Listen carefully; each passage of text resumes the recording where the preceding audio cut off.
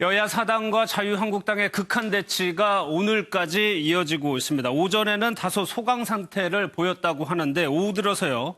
각 당이 전열을 다듬으면서 긴장감이 고조되고 있다고 합니다. 국회 취재기자 연결합니다. 김문영 기자. 네, 국회입니다. 먼저요. 오늘 새벽까지 이어졌던 여야 몸싸움부터 좀 정리를 해볼까요? 네, 어제 저녁 이곳 국회에서 6시 반부터 본격적인 몸싸움을 벌인 여야는 9시간이 지난 새벽 4시쯤에야 대치를 중단하고 잠시 해산했습니다.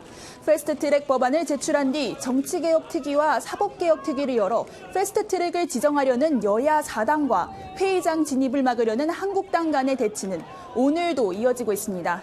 여야 4당은 한때 팩스 접수 논란이 불거진 고위공직자 비리수사처 법안이 국회 의안과에 정상 접수됐다고 밝혔습니다. 앞서 선거법 개정안의 제출도 완료된 가운데 한국당은 팩스 제출은 무효라고 주장하며 아직 제출되지 않은 검경수사권 조정안을 막기 위해 사활을 걸고 있습니다.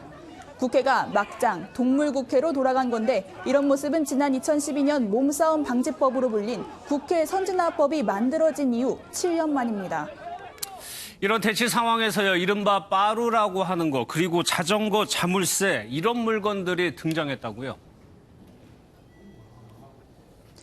네, 밤사이 충돌 과정에서 등장한 노루 발목보비, 이른바 빠루를 놓고 여야는 공방을 벌이고 있습니다.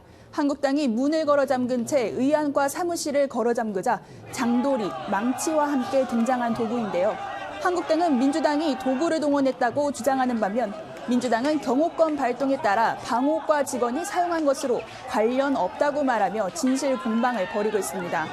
빠루와 함께 여야 대치에 등장하고 있는 도구는 다양합니다.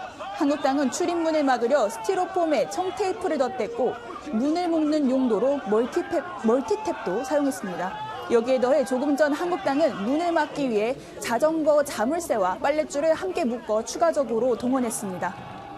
자, 상황이 이렇다 보니까 민주당이 자유한국당 의원들을 고발했다면서요?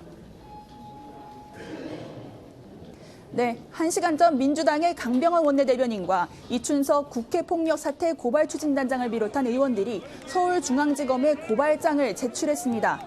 한국당 의원들이 회의장을 불법 점거하는 등 국회의 공무를 방해했다는 혐의입니다.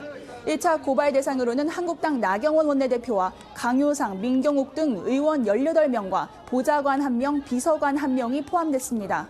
근거가 되는 조항은 국회 선진화법인 국회법 165조와 166조 등입니다. 민주당은 국회법 위반이 얼마나 중죄인지 보일 것이라며 벌금 500만 원 이상이 선고되면 피선거권이 박탈된다고 설명했습니다.